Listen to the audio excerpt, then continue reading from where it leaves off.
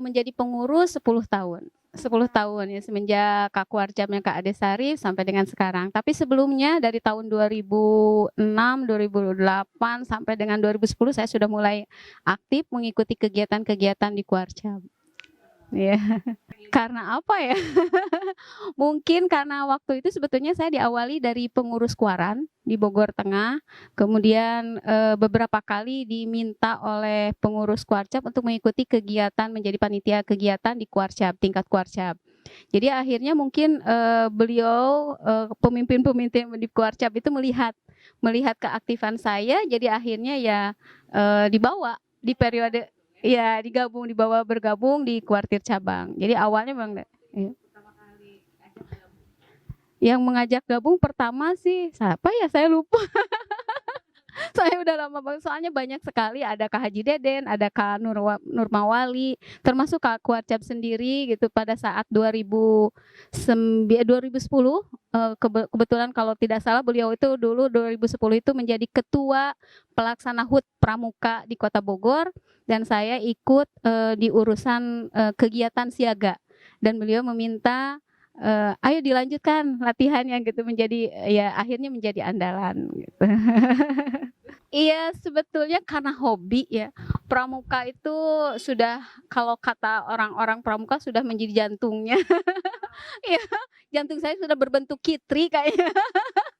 Saya memang sudah hobi dari kecil, saya dari siaga, dari golongan siaga, penggalang, penegak, pandega saya lalui, kemudian jadi pembina juga, ikut KMD, KML, itu sudah rasanya sudah mendarah daging, dan gimana ya, pramuka itu kebahagiaan bagi saya. Serasa ketika ada masalah, terus ada kegiatan pramuka, lupa itu masalah. Jadi akhirnya begitu ada tawaran menjadi pengurus, ini kesempatan saya untuk mengabdikan diri, untuk bersosialisasi, untuk memanfaatkan ilmu yang pernah saya dapat di pramuka untuk dikembangkan gitu. Iya, betul, sangat bisa. Betul, karena gimana ya, terhibur sekali gitu ketika kita memang mendapatkan kejenuhan di pekerjaan secara pokok, atau menghadapi segala masalah, ketika bertemu dengan kegiatan pramuka, rasanya itu memang suatu menjadi refresh kembali.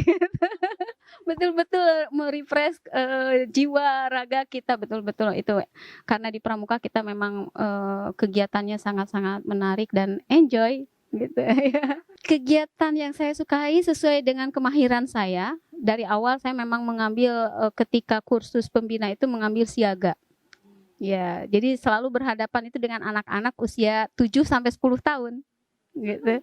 Senang banget karena mereka itu betul-betul anak-anak yang lucu ya, masih polos, manja gitu. Jadi segala keibuan yang ada di rumah muncul kembali di pramuka siaga itu gitu.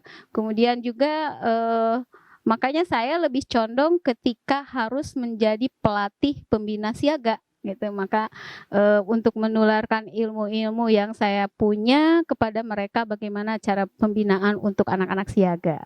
5 tahun ini, 5 tahun ke belakang yang mana ini? Bina Muda atau Pusdik? Pusdik ya, 5 tahun ini ya. Di Pusdik banyak sekali, ketika saya memasuki Pusdik itu banyak sekali perubahan dengan meneruskan pengurus lama, program pengurus lama. Tentunya saja kita pun punya program baru, yang salah satunya adalah Kak Kuarcap itu meminta Pusdik untuk menciptakan dalam 1 tahun menciptakan 300 pembina. Wow. Iya, 300 pembina se-Kota Bogor di tahun 2012 itu, sampai Kak Kuarcap sendiri yang ingin mengadakan karang pamitran ke 300 pembina ini di Cibubur. Iya, langsung mengundang semua alumni Purna KMD 2012 sebanyak 300 itu diundang langsung oleh Kak Kuarcap di Cibubur untuk bertatap muka langsung, untuk sharing, sampai Kak Kuarcap sendiri tidur beralaskan lantai bersama-sama dengan para pembina lain. Itu ya. Sampai saat ini kurang lebih, karena kita dalam setahun tuh bisa 3 sampai 7 kali mengadakan kursus mahir dasar untuk pembina ya. Itu sekitar 1000 lebih, 1200-an itu sekarang pembina Kota Bogor. Kemudian yang sudah mahir lanjutannya sekitar 300-an lah mungkin ya yang sudah mahir lanjutan pergolongan gitu ya. Selain menciptakan pembina, kami juga ada program Pusdik itu adalah pendampingan narakarya dan naratama bagi yang purna kursus gitu. Itu jadi semacam kalau di formal mungkin penyusunan skripsi ya, bimbingan penyusunan skripsi, tapi kalau di pramuka KMD penyusunan narakarya 1 untuk KMD, narakarya 2 untuk KML, terus naratama 1 untuk KPD dan naratama 2 untuk KPL. Nah, itu kami lakukan berprogram.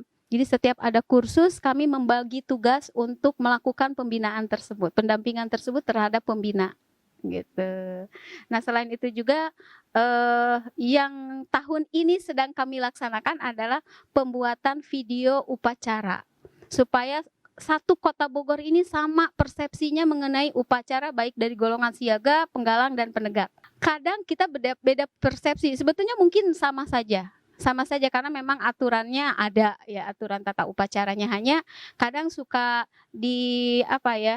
ada perubahan atau memang ketidakpahaman gitu ya, kekurang pahaman dari para pembina. Jadi akhirnya supaya kita sepakat untuk menyamakan persepsi bagaimana teknik upacara pergolongan itu sesuai dengan aturan, sesuai dengan juklak juknisnya, maka Pusdiklacap 2 tahun ini sedang menggarap itu. Dan insya Allah tahun ini sebelum Kak Kuarcap lengser nih sudah jadi videonya gitu, untuk di-share di YouTube Kota Bogor. Selain itu mungkin lebih ke wirausaha ya, betul ya, karena kami juga kerjasama, karena setiap kursus itu selalu ada misalnya pembina itu ingin kaos gitu kan, ingin scrub gitu. Nah, itu kami kerjasama dengan salah satu pelatih yang memang membuka usaha tersebut gitu.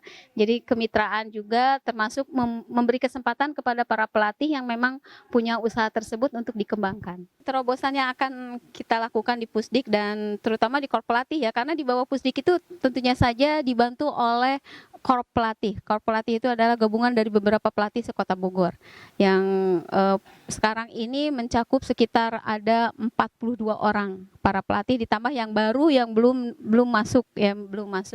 Nah, di sini saya secara pribadi inginnya para pelatih itu menjadi bukan pelatih yang mati. Artinya tidak punya kemauan, tapi jadilah para pelatih yang hidup, ya, yang punya inovatif dan kreatif. Itu untuk para pelatih. Sementara untuk para pembina, seperti yang tadi saya sampaikan bahwa di masa pandemi ini kita butuh sekali penanaman karakter buat anak-anak di masa pandemi ini, karena mereka tidak terawasi oleh guru di sekolah. Nah, jadi tetap penanaman karakter melalui pramuka inilah solusinya.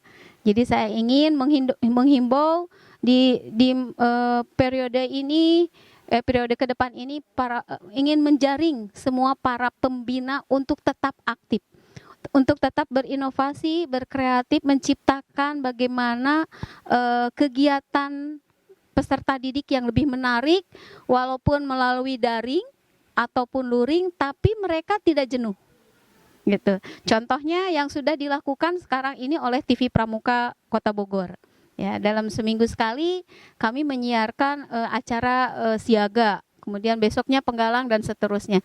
Nah, ini salah satu contoh agar mereka tahu bahwa pembinaan itu tidak berhenti ya di pangkalan itu. Jadi pertama sentuhan ke para pelatihnya bahwa kita bukan pelatih mati, tapi jadilah pelatih hidup yang selalu berkreasi dan berinovasi. Dan para pembinanya tetap juga menciptakan kegiatan yang menarik dan menantang buat peserta didik. Gunakan PDMK yang pernah kita kenal untuk tetap membina peserta didik di rumahnya masing-masing. Gitu. Kesan-kesannya yang pertama yang saya rasakan itu rasa sukarela saya itu timbul setelah melihat Kak Kuarcap sendiri. Kak Kuarcap itu betul-betul dengan sukarela, sesibuk apapun selalu menyempatkan dirinya untuk mengikuti kegiatan pramuka. Padahal beliau kelihatan sekali capek, tapi begitu ada kegiatan pramuka selalu hadir. Itu kesan pertama saya membuat saya harus seperti beliau gitu. Ya, harus seperti beliau. Bahkan kalau bisa mungkin lebih dari beliau ya. Ya, jadi karena kami yang di lapangan berarti harus seperti beliau itu. Jadi penanaman rasa cinta sosialnya itu betul-betul tertanam di Kuarcabi ini.